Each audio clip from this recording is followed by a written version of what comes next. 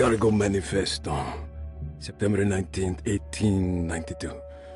Breck Shipping Company delivered 4 steamer trunks, 1 Egyptian sarcophagus, and a large wooden crate belonging to the showman called the Black Pharaoh, performing at Gallatin Street.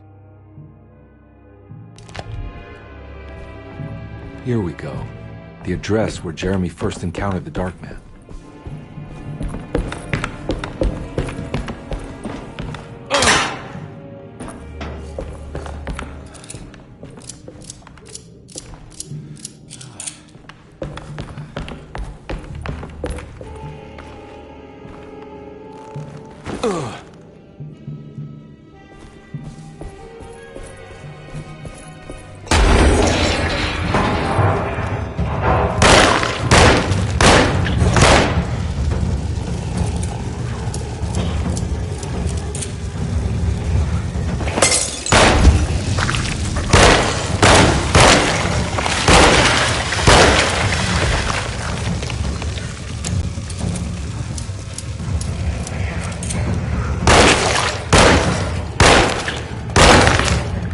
I'm all out of books.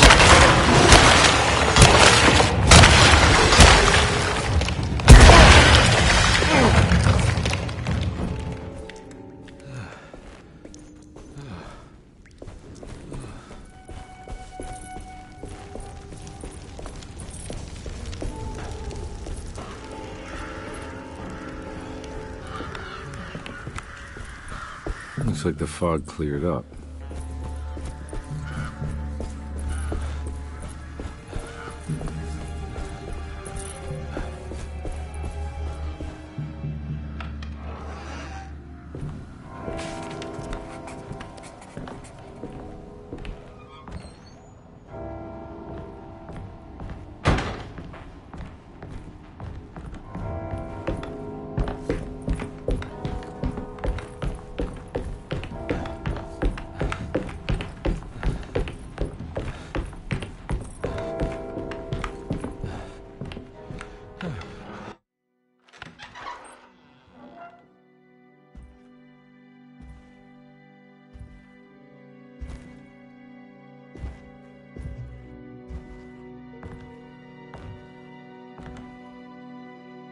You want to tell me what this is all about? Welcome, Detective, to the greatest show this side of the Mississippi. Nyarlathotep, the Black Pharaoh, the ancient magician who lived 1,000 lives and wore 1,000 masks. I can see why you settled on calling him the Dark Man. Saves your breath. So, you got scared by a stage magician, and now he's living inside your head. You can mock me, Detective, but you would be the crazy one to think his presence can be ignored. Look where we are!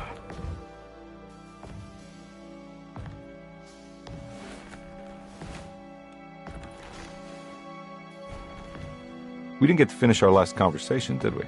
You were about to tell me how to break the contract with the Dark Man. No, we can't. We would turn her loose on the world. So many innocent would die. But there is a way to break out of the deal. There is. You offered me a way out. Steps to take. What are they? You'll never find them. They're forever entombed in his sunken desert temple. Jeremy, I'm not your enemy. Tell me where to go. How do I find the temple? No, we can't. I have to make this sacrifice. God damn it, Jeremy. I'm gonna save you. Don't worry.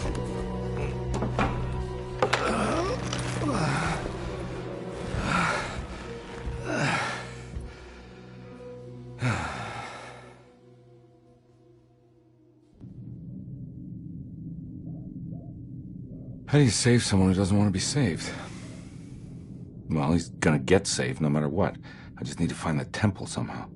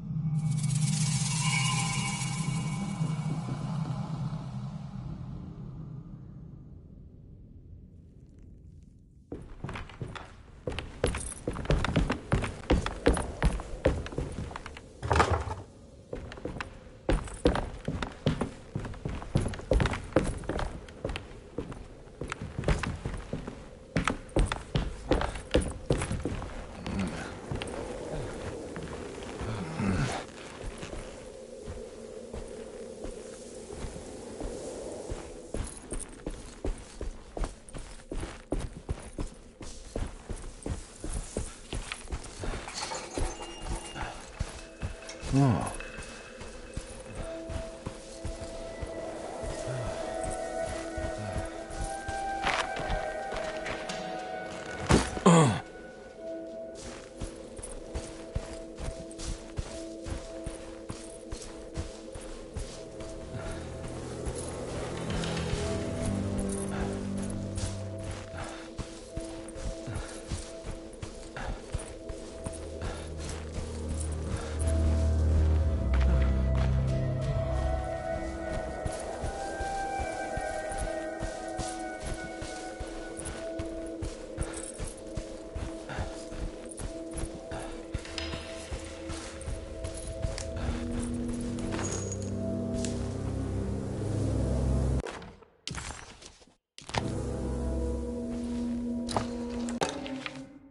The Temple of Nephron-Ka lies under our camp. Despite all efforts, that unholy site did not collapse, but sink beneath the sand. The pharaoh is long dead, his name meticulously stricken from all ancient writing. But that stage meant for blood and terror remains. The temple is said to be lightless, built to harbor all the haunters of the dark found in the very depths of our universe. Calling on the gods meant creating a bridge between our world and theirs. The terrible Aldebaran of Taurus, the Black Sun, was seen as the most important star in the night sky, because, according to the Kitab al-Azif, it was said to be the home of that crawling chaos known as Nyarlathotep. Through ancient mechanisms, it was said that the priests could open shafts channeling the light emitted by that strange stone called the Shining Trapezohedron. Several streams pooled together above the statue of that dark man would then be sent through space towards the Black Sun, a message to the gods. The gifts bestowed on the sender are completely undocumented, but often assumed to involve dark blood pacts, where souls are traded for malicious miracles.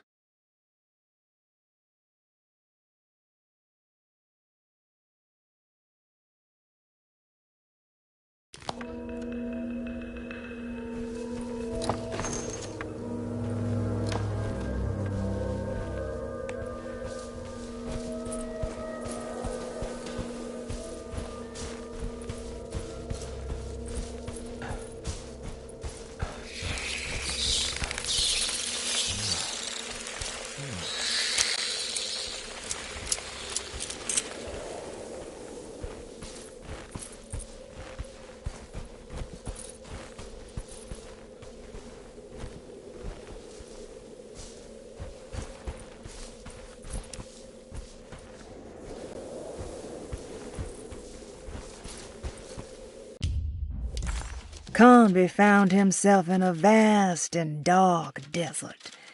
He had certainly had his share of strange happenings this evening, but the thought of walking through the land of Tutankhamun was definitely challenging his last bastion of disbelief.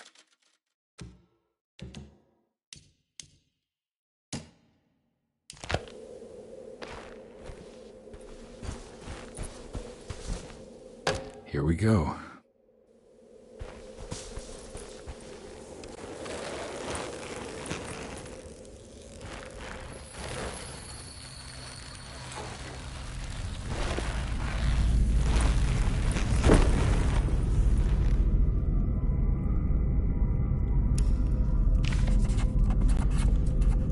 It's the star constellation from one of Jeremy's books. But I got a feeling this is where the contract is hidden. But how do I get to it?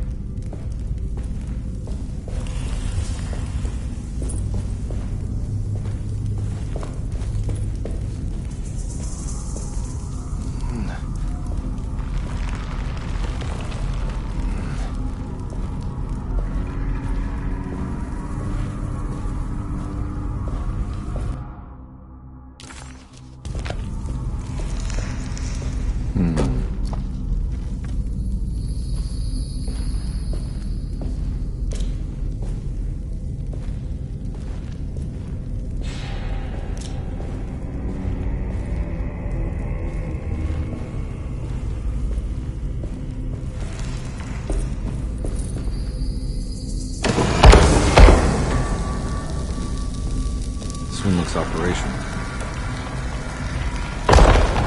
It worked.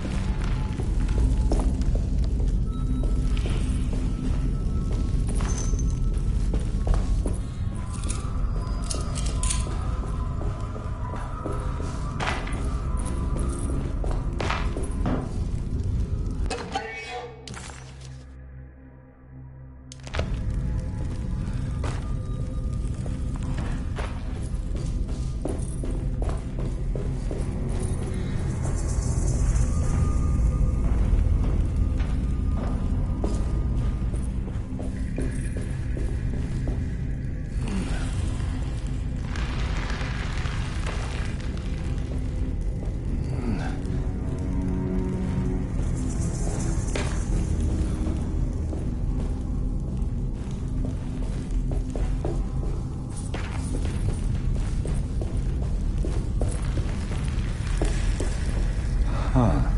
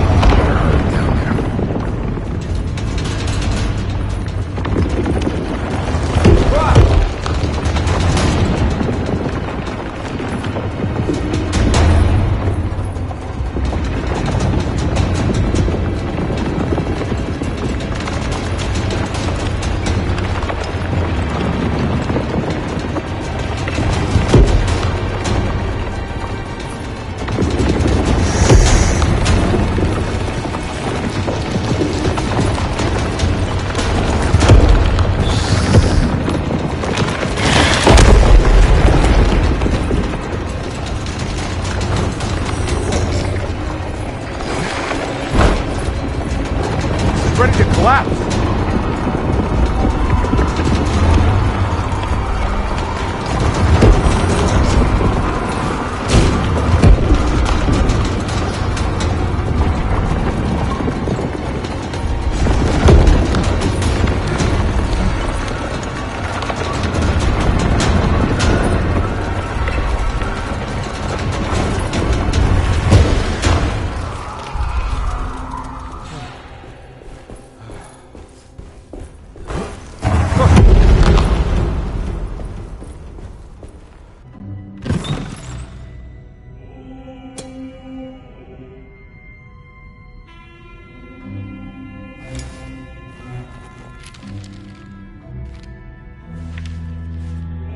Acknowledge psychological trauma, breakthrough barriers of self-deceit, temper manic behavior. These are the Dark Man's terms. The contract. Huh?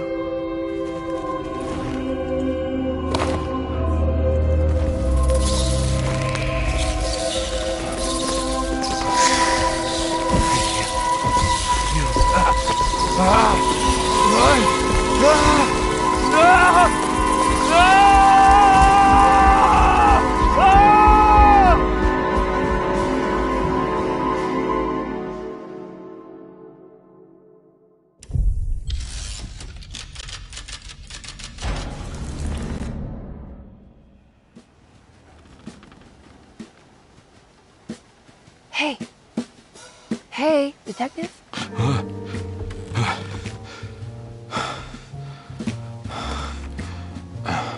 What are you doing? Oh, I found something. Great. Was it alcohol? God, no, I just got the wind knocked out of me. I think I know how to break the contract with the Dark Man. What exactly does that mean? Everything going back to normal. All right.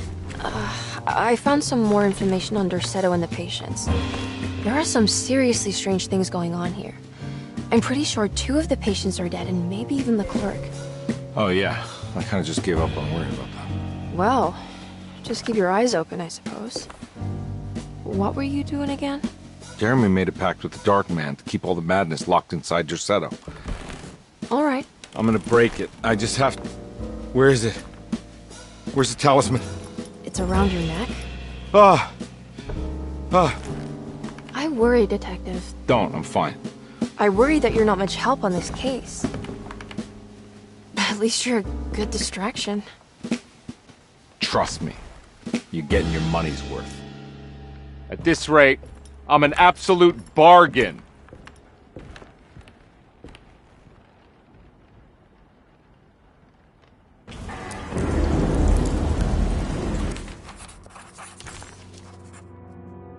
He must first acknowledge psychological trauma in order to proceed. The lying must stop, so we can break through the barriers of self-deceit. Finally, temper manic behavior. Medicine has failed me. Nothing can be done to dispel the hardwood curse.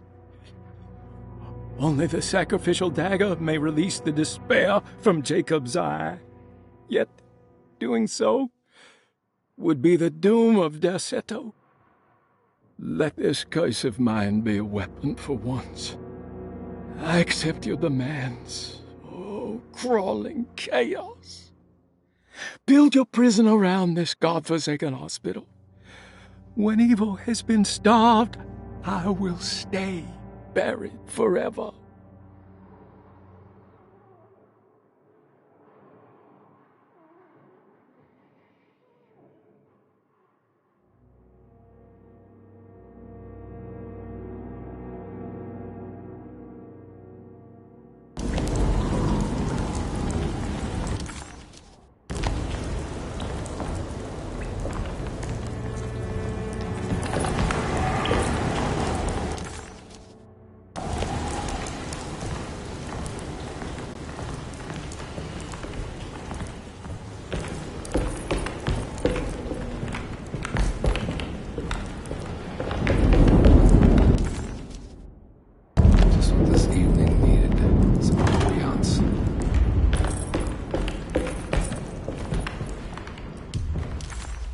Combe never thought he'd be so happy to be back at Derceto. It felt like he had crawled through a long, dark tunnel of misery and regret. Now that he was back, Combe could look into the steps mentioned in the contract. But there was one thing that gnawed on him. What exactly did this have to do with Dr. Gray?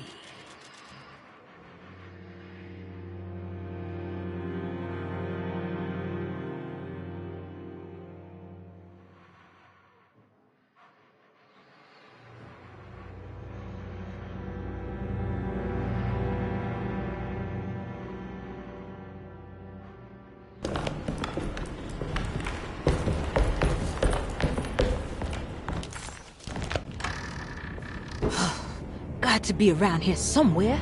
He wouldn't leave this house. I don't know what to think anymore. You run into that detective fella? Who is he? Can he be trusted? I think he one of the good guys. Well, you know, like us. Will he be all right with her coming?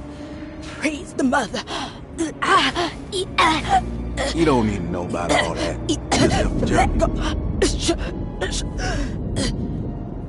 Just calm down.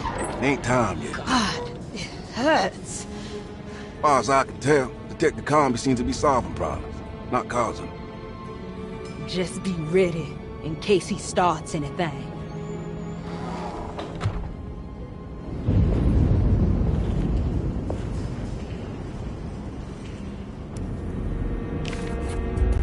The two orderlies still hadn't found Jeremy. Combe figured this was good news. Emily had reminded him about some strange deaths at Derceto, and Combe wasn't sure who he could trust.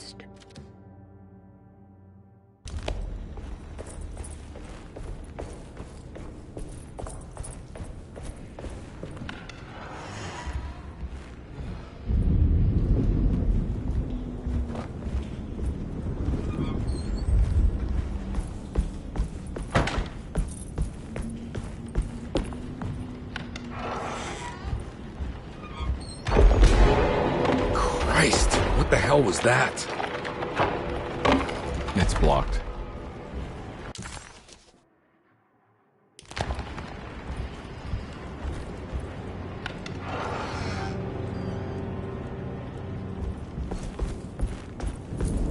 It's blocked.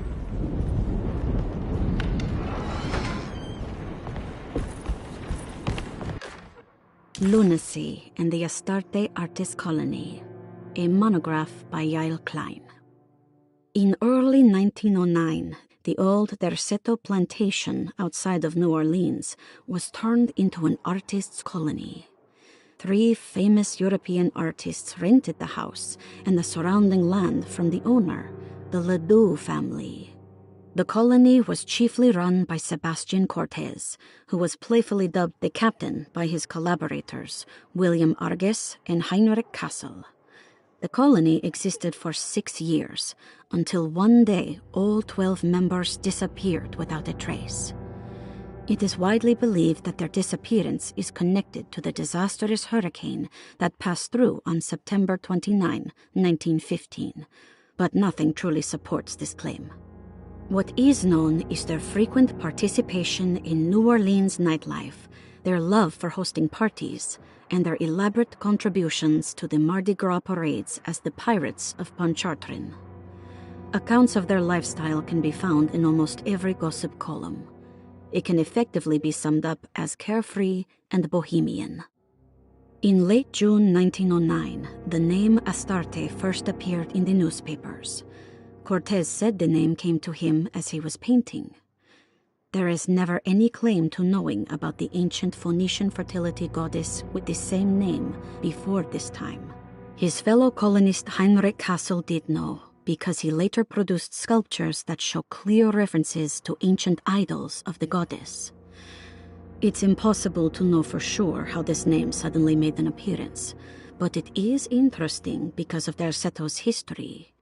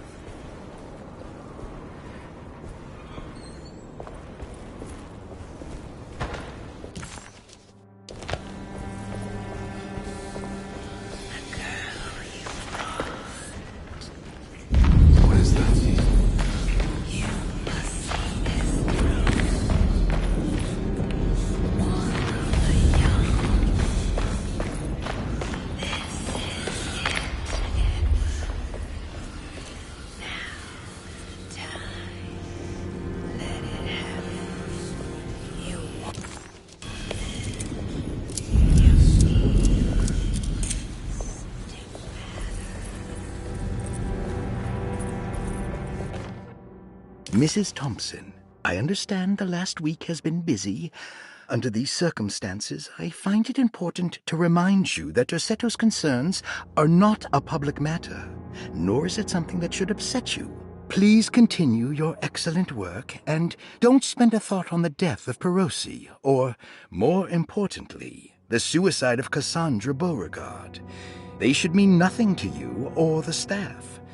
I rely on your loyalty, and trust that your close kinship with the Tabois siblings will keep Derceto's secrets hidden. Dr. Gray.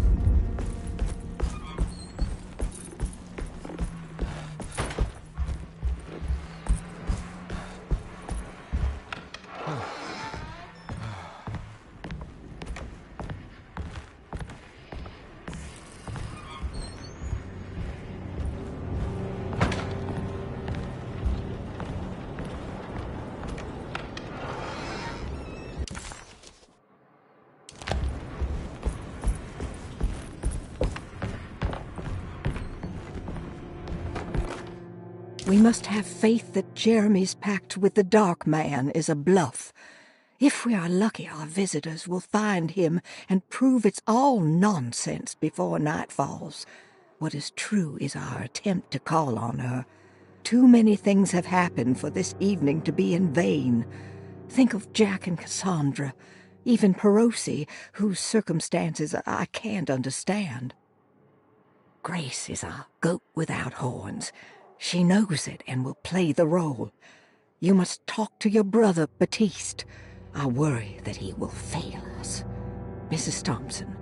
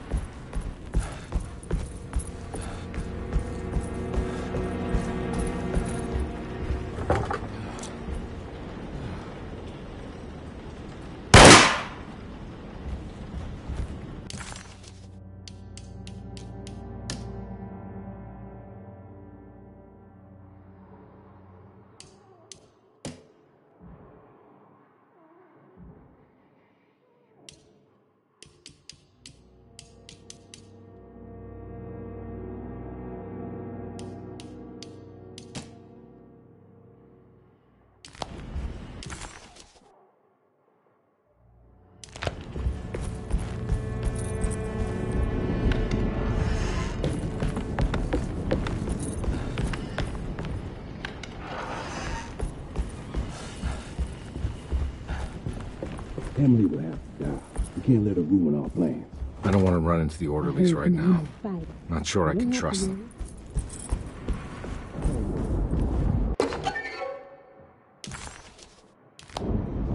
I think Dr. Gray might be in there.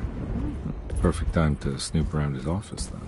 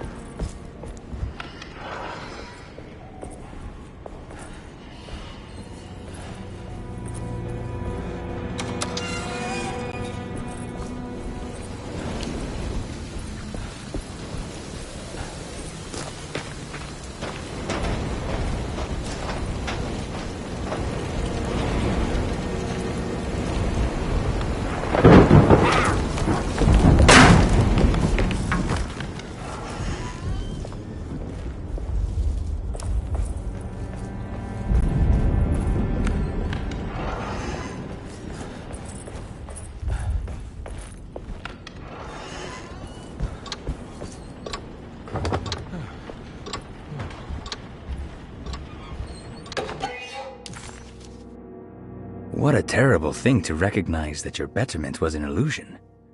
That you are so infatuated by the virtue of struggling that despite all your hard work, you made no real efforts to ever become well. Or that the treatment becomes such an obsession that instead of letting your wounds heal over time, you tear at the flesh in the hope that it will heal better and faster, if only it would bleed in the way you wanted. Do we ever become well?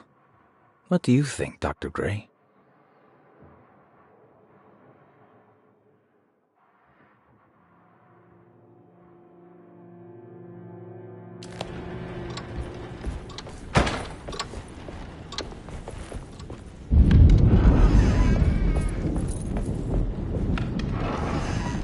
There must be a spare key to Dr. Gray's office in here somewhere.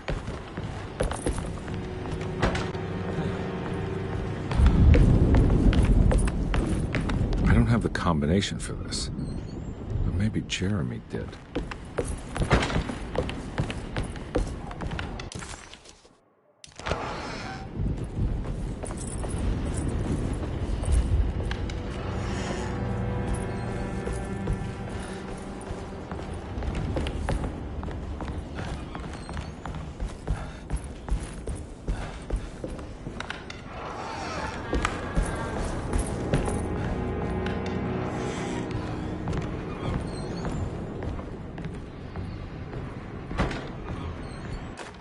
Detective Comby, I'm terribly sorry that my niece has pulled you into this mess.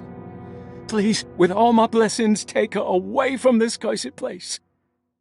I have destroyed that Eater of Worlds and locked it away in the attic and retreated to a place of hiding. Tell Emily I'm safe. Tell her all the lies you can think of to make her listen. Take her back to New Orleans. Sincerely, Jeremy.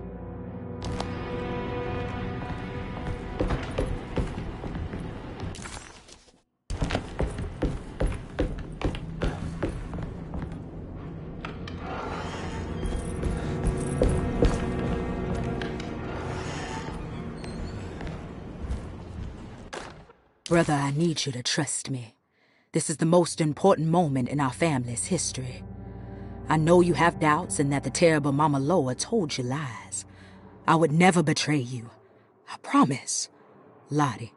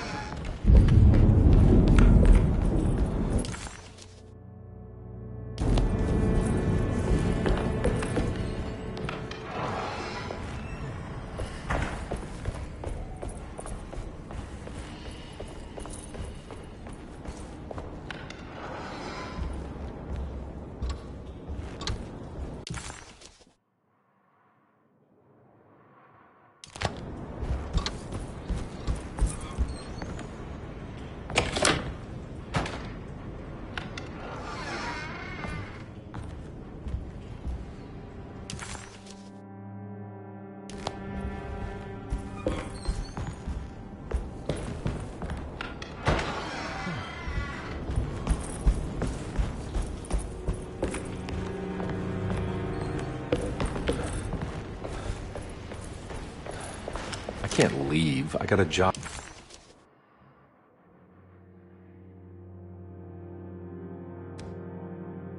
The two orderlies still hadn't found Jeremy.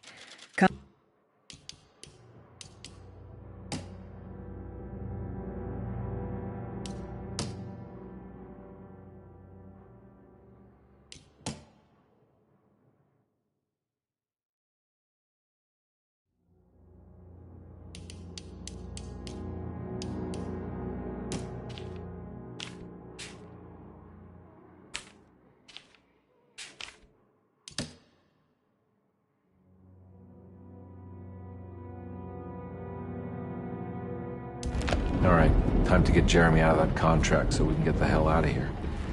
Something tells me I'm gonna have to put my talisman to use.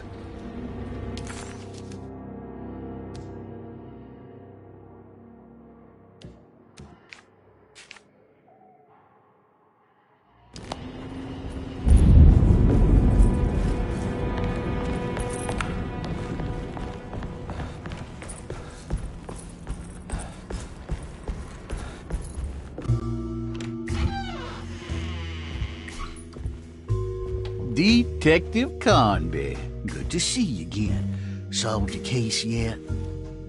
I'm trying. Hey, Grace, you okay? Oh, she is just peachy, Detective. Are you looking forward to the Feast of St. John, Grace? I can't wait. Kids, ain't they great? What exactly are you planning for tonight? Oh, not much.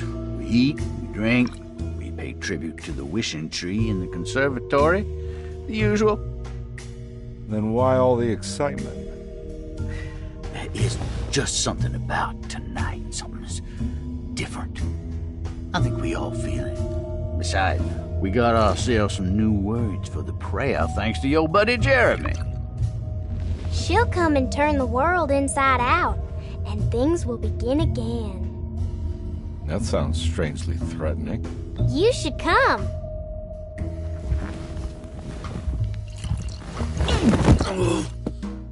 God damn it, Grace. Stay put for once.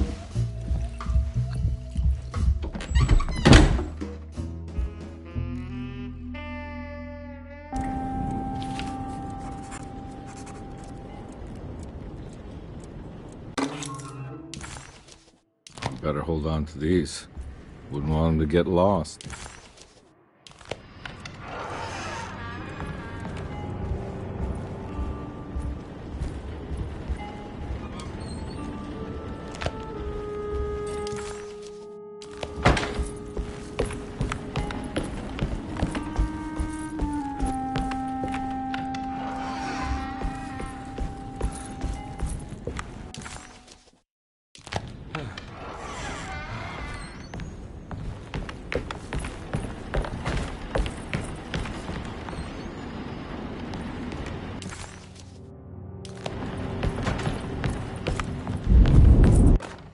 Jeremy knew that the only one who could help him now was the guest in room number 3.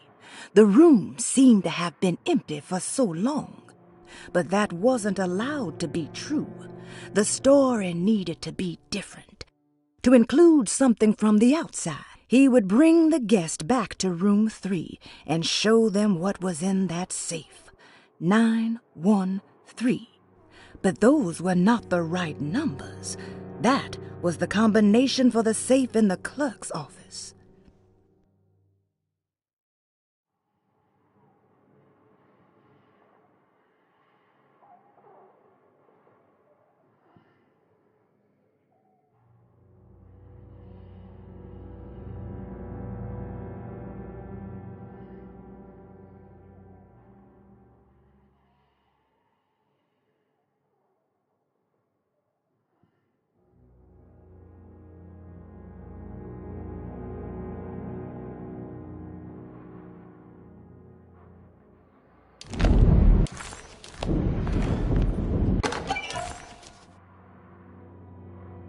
What did you expect from them?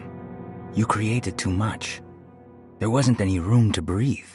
Your reification rendered all possible worlds void. You took everything they could imagine and constrained it into something that you didn't even care about. Or maybe you did. Perhaps you cared the most of all. Maybe you tried to save them from themselves, and that is why you had to die.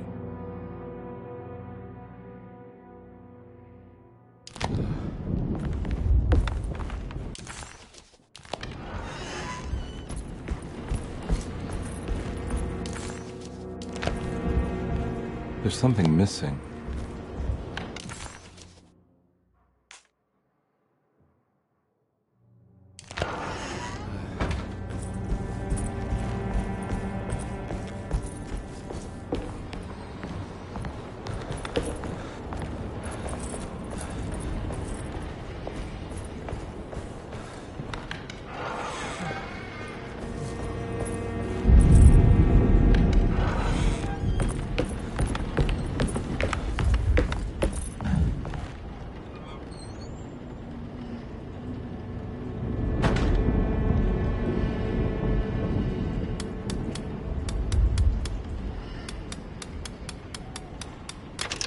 It worked.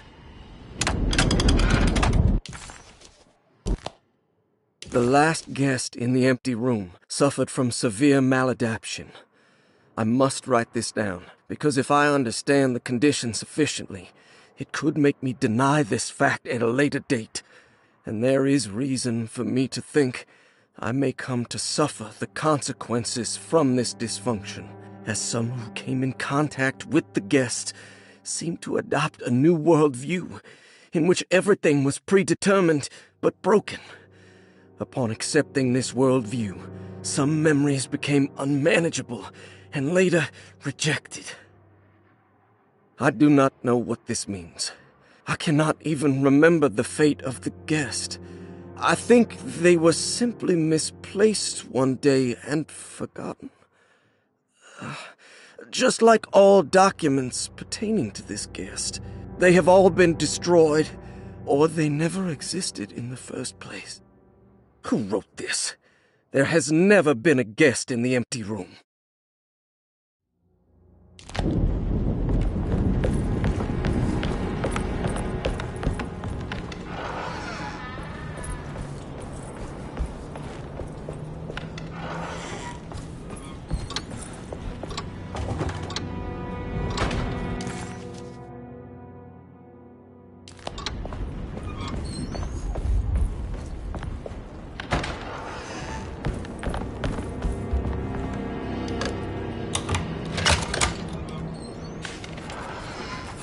Dr. Gray's office, all to myself. Let's see if we can figure this guy. Dearest Dr. Manzetti, I find myself in a losing battle with my patient. As I've disclosed in my previous letter, his delusions have him completely captured. It's bad enough that he is torturing himself with paranoia, but his madness turns out to be quite persuasive to others, effectively laying the ground for mass delusion. I am writing to you in hope that you can give me some guidance. Beyond my ambition to avoid devastating surgery on my patient, I have grown worried about my own defenses. The words of my patient are deranged, yet they often resonate with something primitive within me. I have tried photographing his brain with X-rays. It was surprisingly difficult to get good results. Dark blotches on the plates kept obscuring all details. My patient looked at the bad plates and cried out in terror, telling me the dark areas was the shadow of the worm, eating him from inside. I could not see anything out of the ordinary. I hope this is a sign that my mind is not as receptive to the madness as I had feared. After further inquiry, my patient described the shadows inside his mind as some kind of chthonic monstrosity that wants to undermine his sanctuary. This is clearly a reference to a place he calls Teroea, a sort of library or convent that works as a psychological haven. With this imaginary haven threatened by this Chthonian, he has now constructed another, less pleasant hiding spot.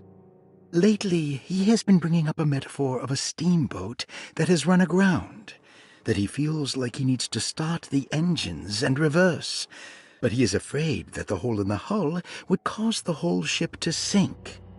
I've been watching him turn this metaphor into reality for the last week. He knows it's made up, but he is doubling down, trying to make it a real memory. I feel certain that this is my chance to break through the barriers of his self-deceit. Out.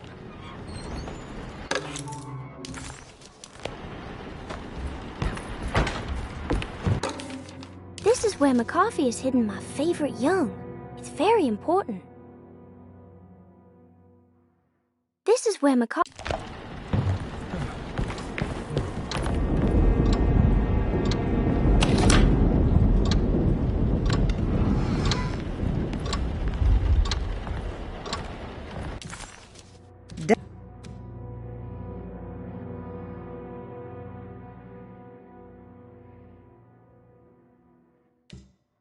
Dr. Gray was somehow mixed up in this business with the Dark Man, Detective Conby decided. He had to be. Either Dr. Gray was using the idea of the Dark Man to manipulate and torture Jeremy, or the Dark Man was an actual powerful being possessing Jeremy.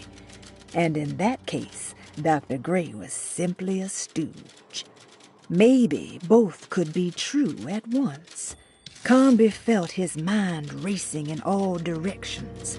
No matter what, he had to find a way to break the pact. That was what Jeremy said was needed. It didn't even matter what was true or not. If Jeremy wouldn't leave Derceto before the contract was broken, then Conby had to make it happen. He just wished the steps on the contract made a little more sense.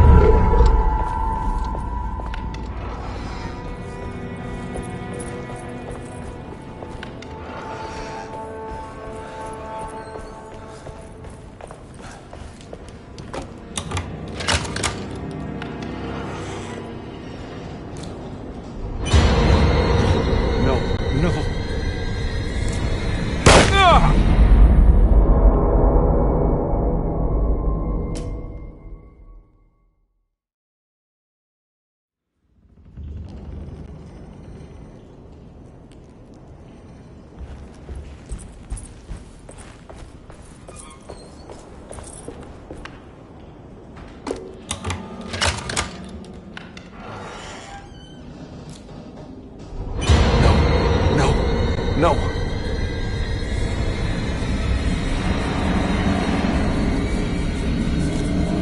It has to stop! I gotta make it stop!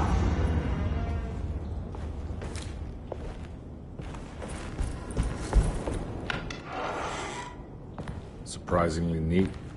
Maybe I've been selling that old barfly short.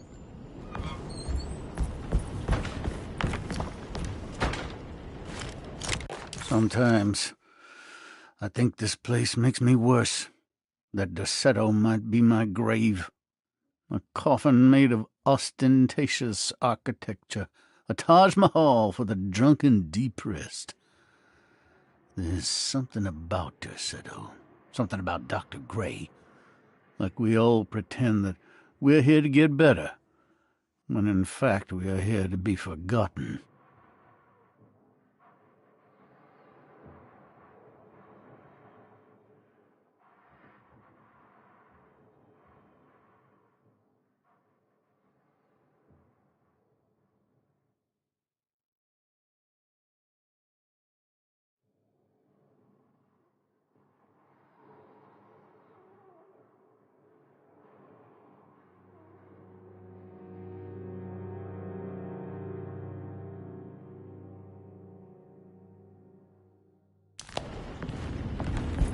Looks like McCarthy has something hidden inside.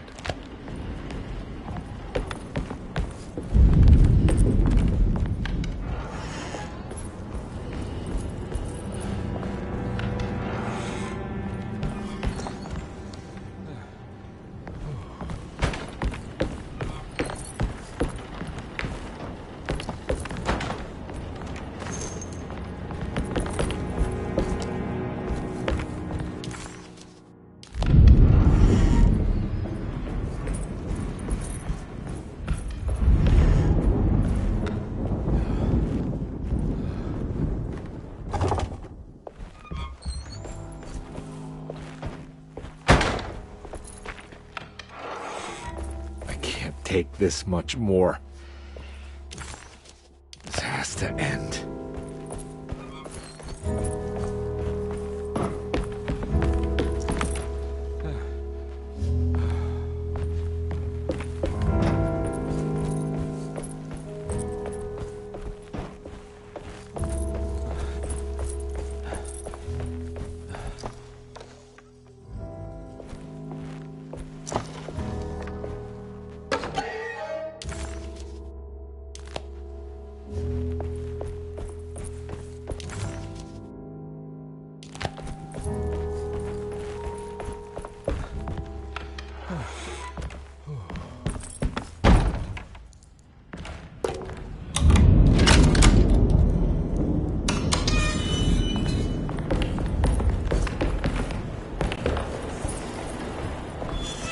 This doesn't look good.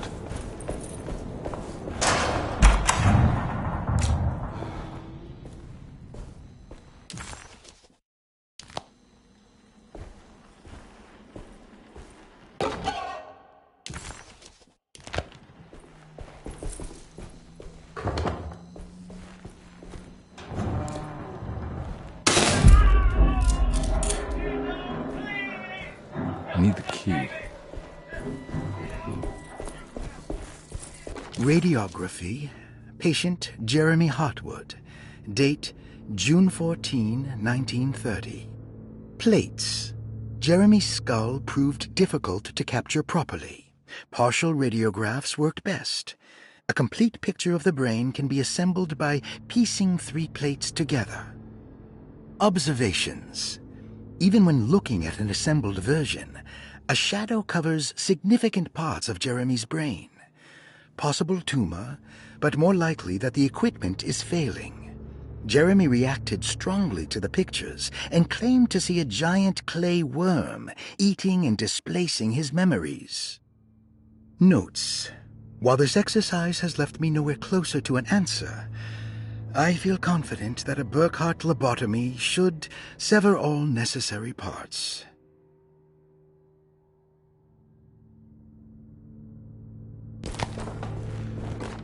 Hypothetical psychosurgery based on the ideas by Burkhardt and the St. Petersburg research could end up saving Jeremy's mind.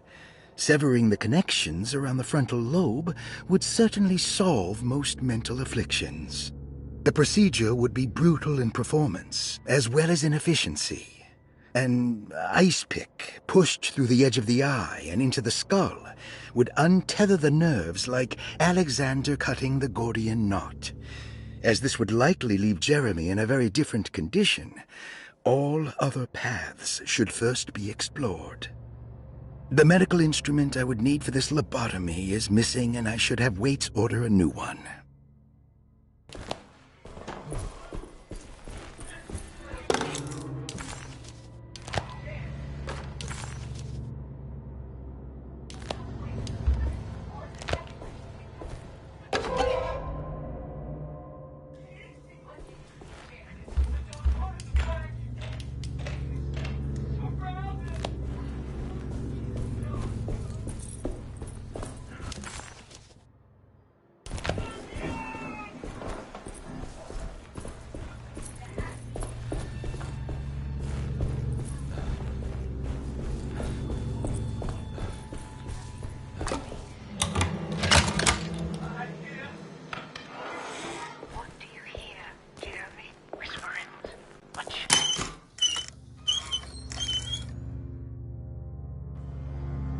Mind if I do?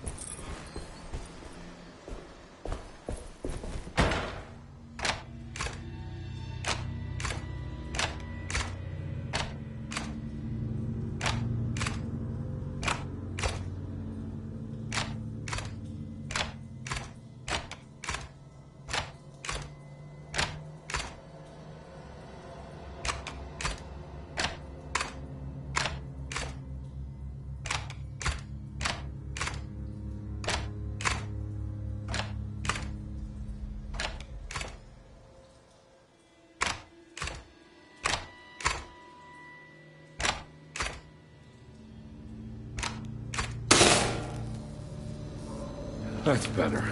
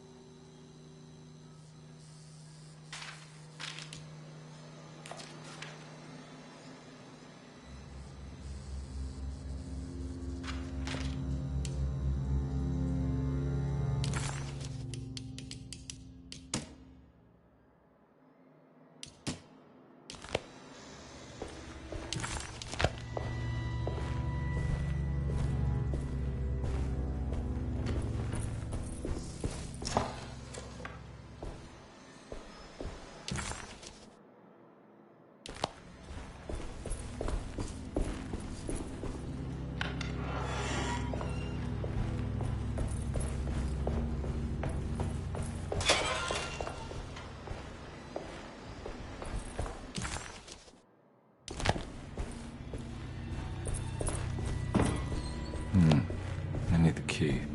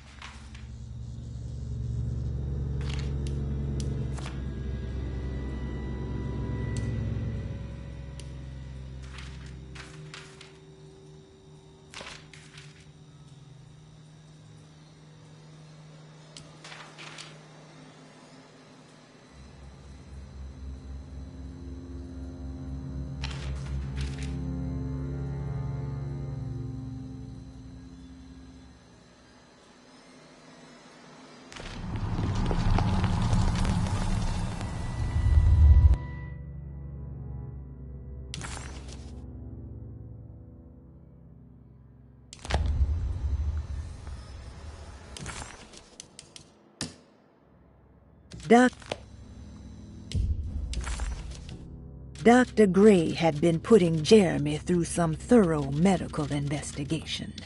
He was trying to break through Jeremy's stories and get to some truth, just like Comby was.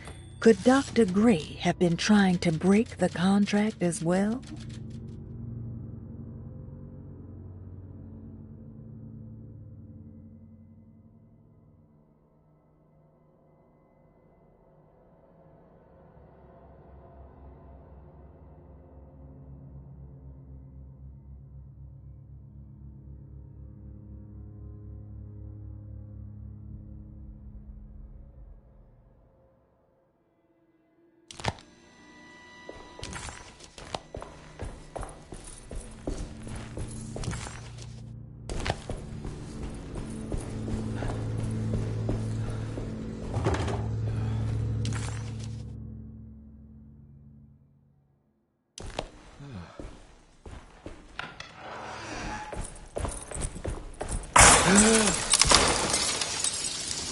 Why does this keep happening? What am I supposed to do?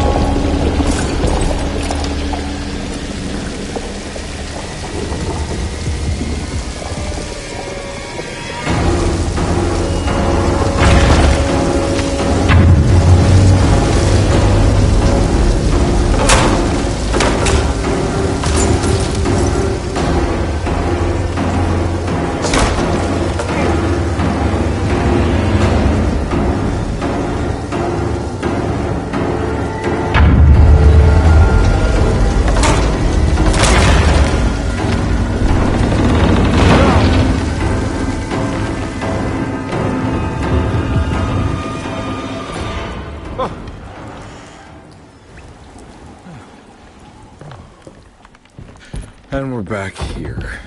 Well, perfect time to have a look around this place.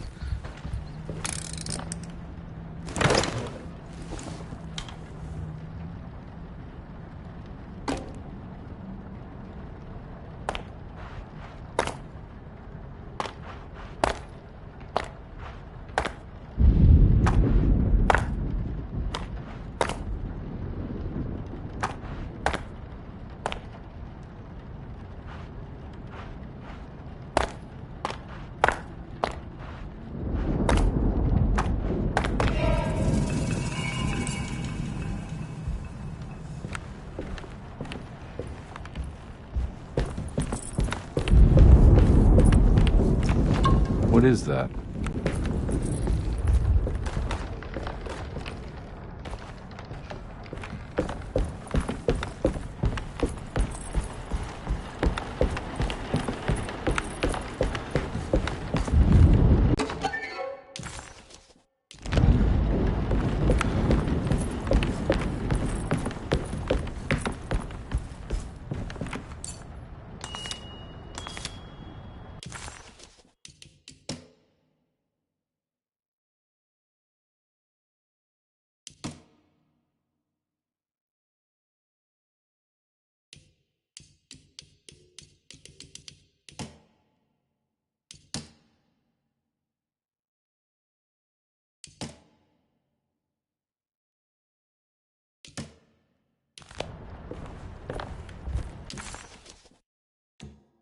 Dr. Gray had been putting Jeremy through some thorough medical investigation. He was trying to break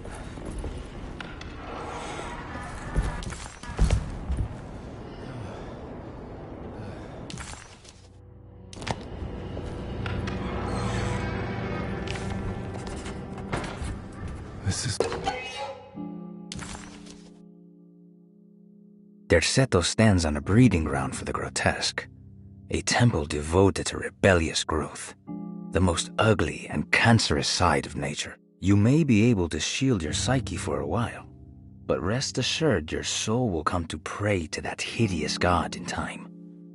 That is the story of every man and woman who gather around that ancient arbor. They all croak, bark, and bleat, because their own bodies are afraid and they wish to repel the evil those words conjure. Iya! Iya! Instead of that blasphemous name, they gossip in hushed whispers the name of Derceto, Astarte, and the Black Goat of the Woods.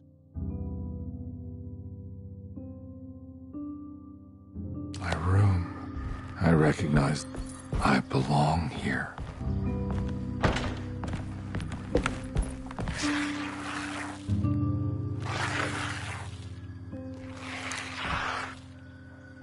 I know that number. Where's that from? I did this. I wrote that.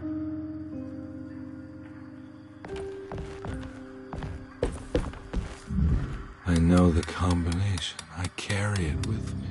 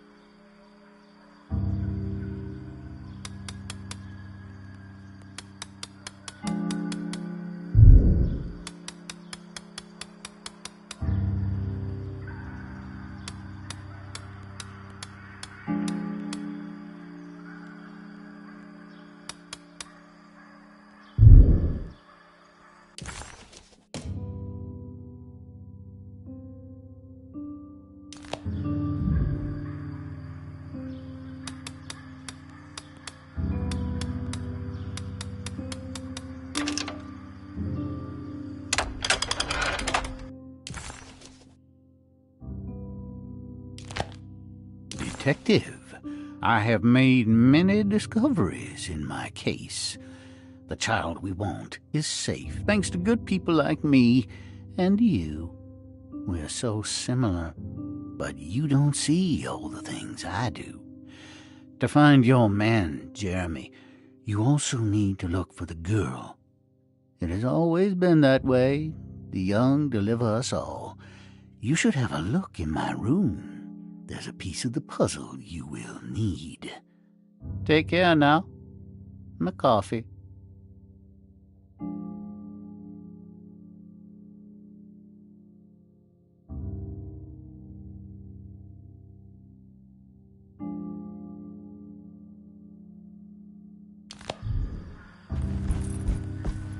How long have I been here?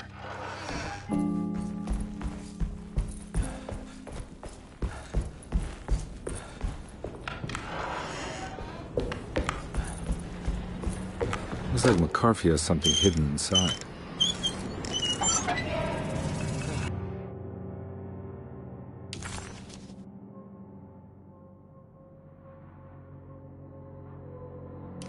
Why would McCarthy lock this up?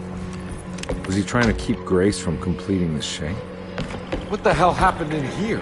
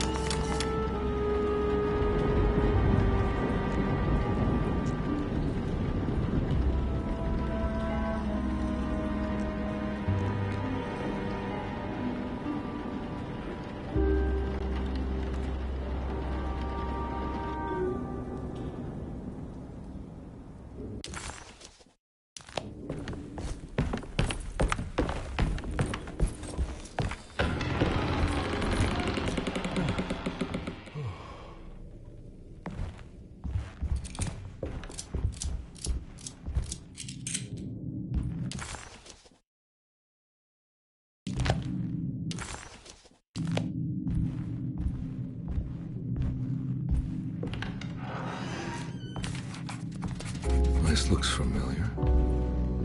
How am I back at the office?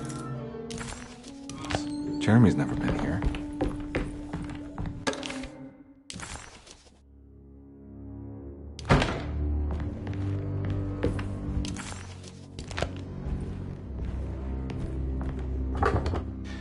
I think I need to figure out where I'm going first. That's me, isn't it?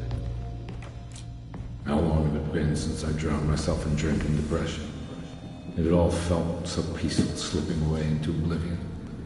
A welcoming, dark voice wrapped around my mind like a heavy blanket. It turned off suddenly as I woke up from the sound of my office door closing shut. A messenger had left a telegram from Mrs. Saunders. She had a lead on where to find her husband and her kidnapped daughter.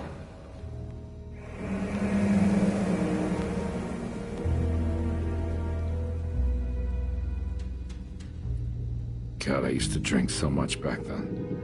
When was this exactly? What case was I working?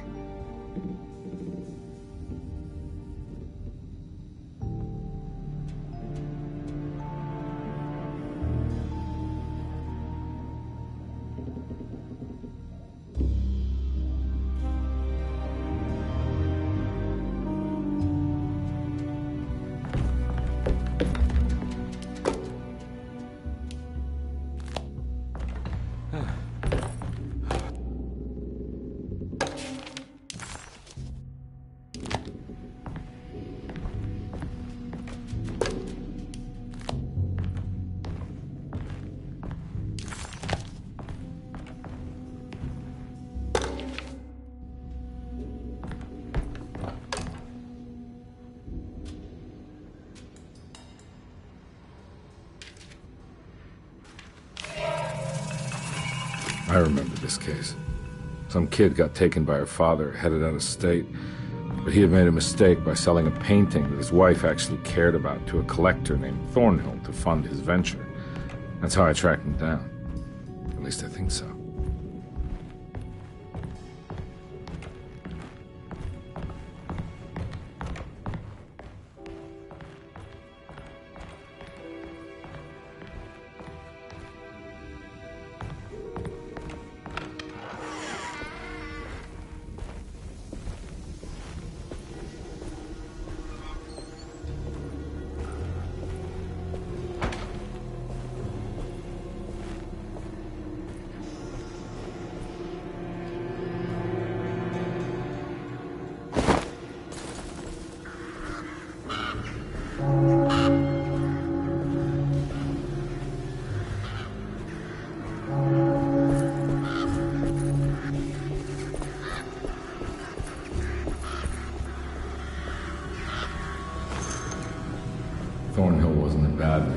he had principles keeping him from handing out information about his deals. So he needed some convincing.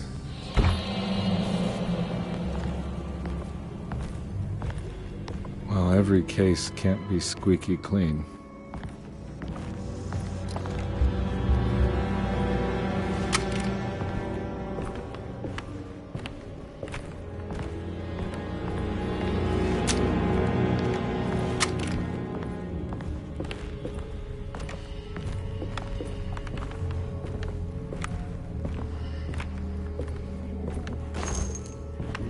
Mr. Saunders had sold a valuable painting to Thornhill, hoping the money would carry him to wherever he was going.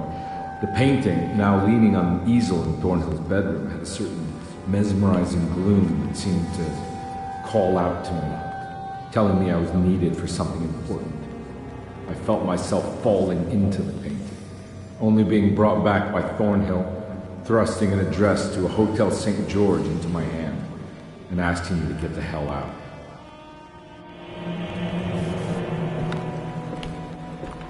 I don't remember this at all, but I can't say it didn't happen.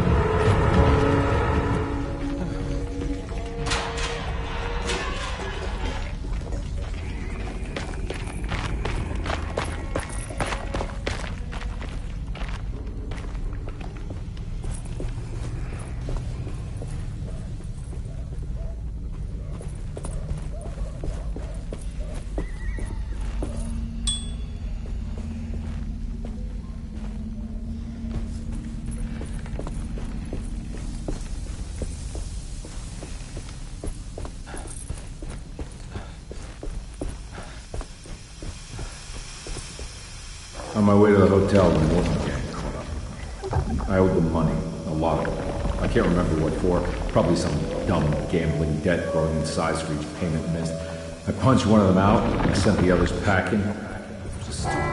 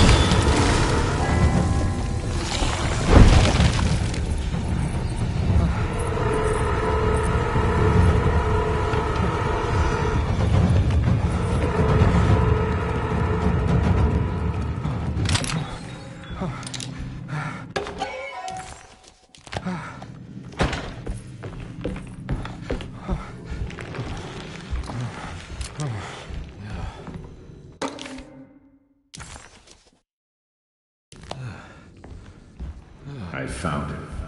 In the hotel ledger, I recognized the handwriting of the signature, Ted Stryker. It was him. I could feel it. It was the kidnapper I was hunting.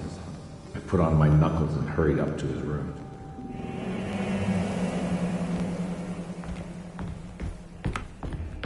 Something about that name, Ted Stryker, rings a bell.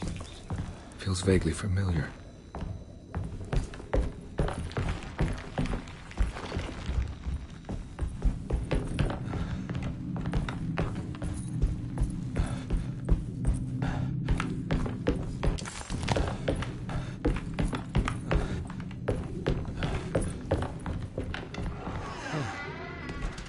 I recognize this room.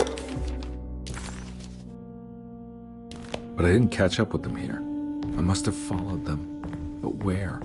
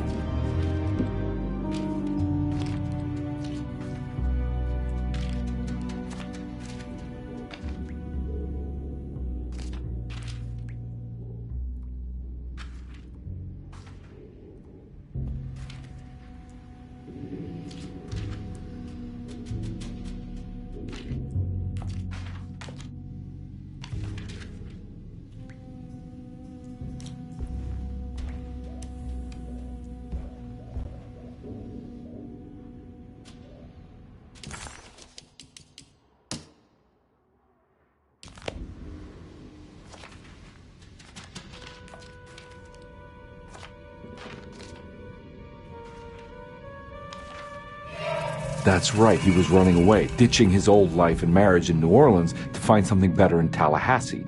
And he took his daughter with him against the will of the mother. That's why she hired me. But I stopped him. I caught up with him at the Pearl River Bridge.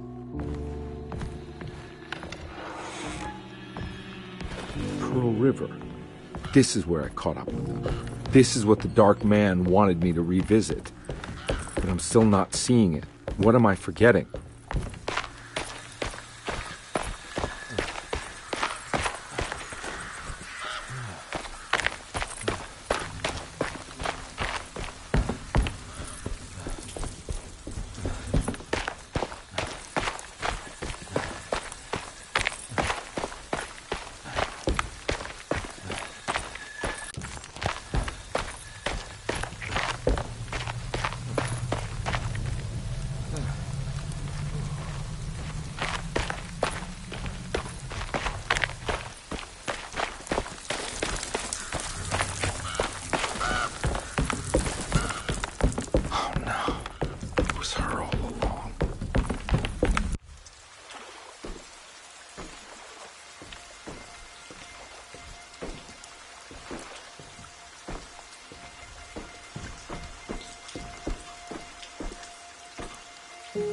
I can't believe I didn't recognize you. I looked a little different back then, I suppose. Was any of this real? How do you mean? This day, just... so much is happening. I can't... I think I've lost my head. Do you need me to apologize? I mean... I am sorry. I don't think I need to begin to explain. You're just a kid, Grace. I'm really sorry. I didn't mean for it to happen. Lies. More lies. No, really. I thought I was being a good guy by handing you over to your mother. I didn't know. I couldn't have known that she wouldn't care about you. I don't know how this works. What is this for? Some form of admission of guilt. Maybe acceptance. It's what the Dark Man wants. I guess we just watch my father die again then. You think he's alive? I know he is. He's down there, scared that he won't be able to get out. That he will drown with his daughter again. What are you saying? We gotta save him! We? Do it yourself. I'm down there with him, remember?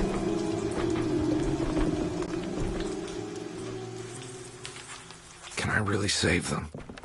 This all happened so long ago. I have to find a way to get down there. I have to see it with my own eyes. There was a boat at the house where I entered. If I can raise the bridge, I should be able to get to the car.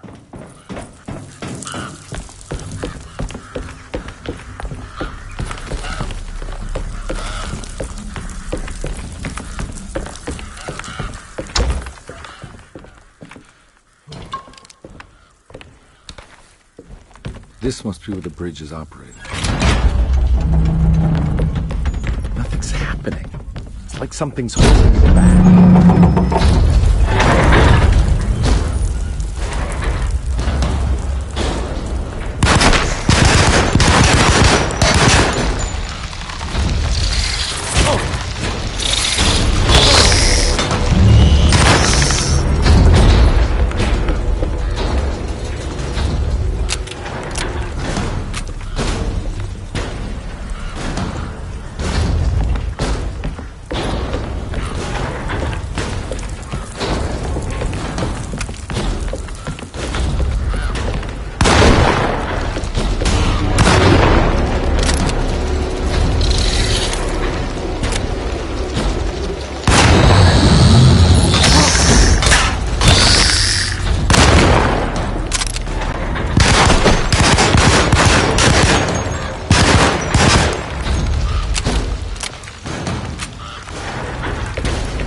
There we go. I should be able to pilot the boat over the bridge now.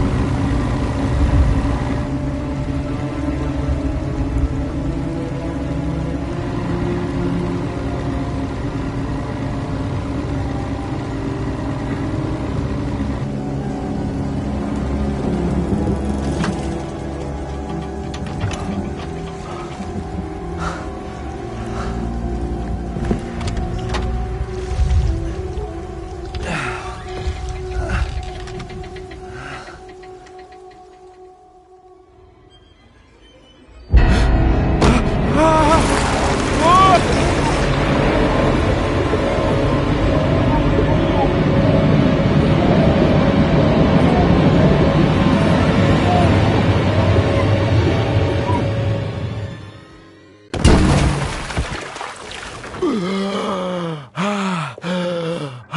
God, Carnby. Are you okay? Don't leave me alone. What the hell have you been doing? What's going on here? Look at this mess! I'm sorry, Mrs. Thompson. Don't make me kick you out of this house. Now get out!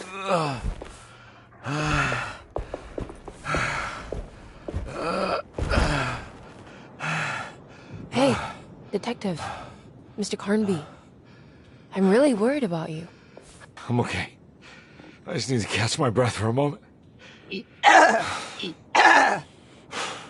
This place? There are some very disturbed figures around here. And I don't think it's just the patients. I've been reading some things about how Derceto has a deranging effect on people. I think it might explain... things. What? Just take it easy, okay? I'm gonna go find a way into Dr. Gray's apartment. I want to know what he's hiding. Emily, don't worry. I think I'm close. I'm gonna set everything right. Just be careful.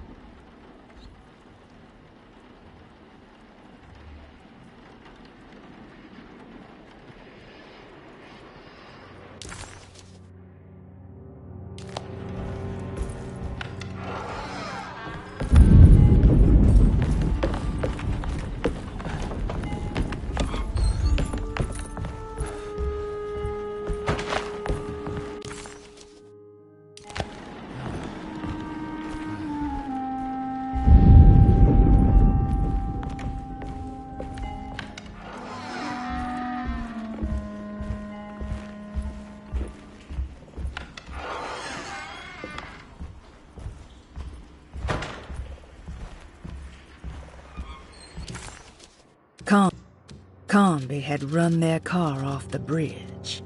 He pulled Grace out of the sinking car, but left her father to drown. He could have saved him. There was time. He just chose not to. Instead, he took Grace back to New Orleans and collected his paycheck.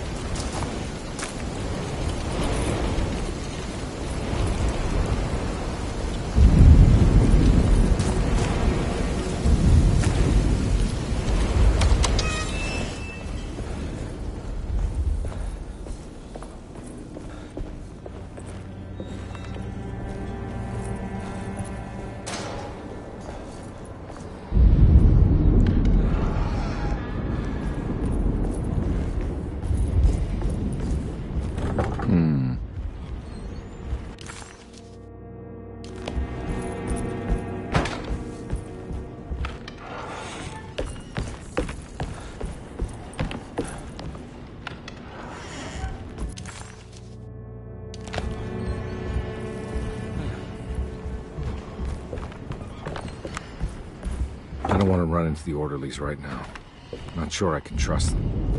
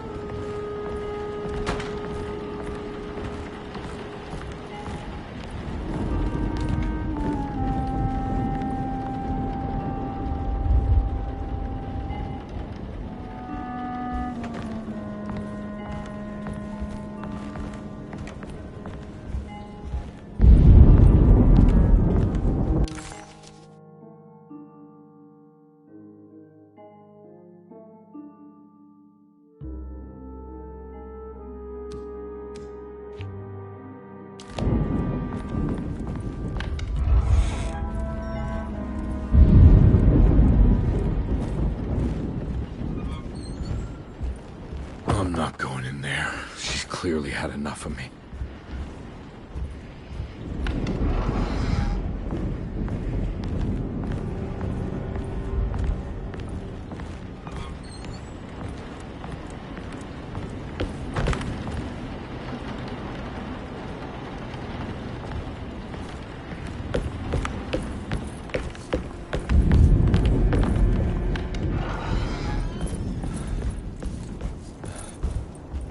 There's something missing.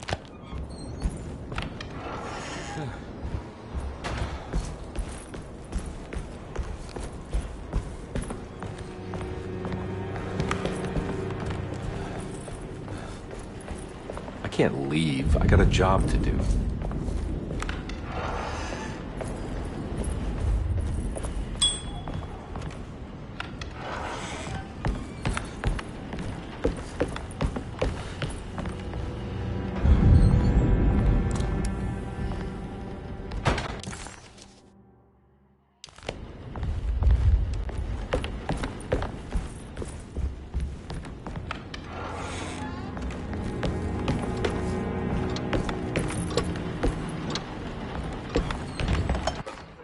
I have finished tidying up Miss Beauregard's belongings.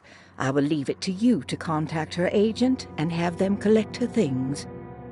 I found one of Grace's drawings she might want back, along with this key in her room, which I believe you've been looking for. Mrs. Thompson.